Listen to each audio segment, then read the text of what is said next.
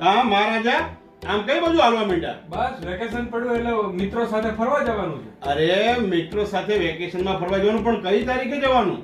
બસ કાલે નીકળી છે. કાલ તને ખબર છે કાલે 7 તારીખ છે અને મહાપર્વ છે, અવસરોનો આનંદ છે. શેનો મહાપર્વ પાછો? અરે તું તો યુવાન છું, તને એટલી તો ખબર હોવી જોઈએ ને કે 7 તારીખે મતદાન કરવાનું છે, અને એ પણ સવારે 7 વાગ્યાથી સાંજના 6 વાગ્યા સુધી.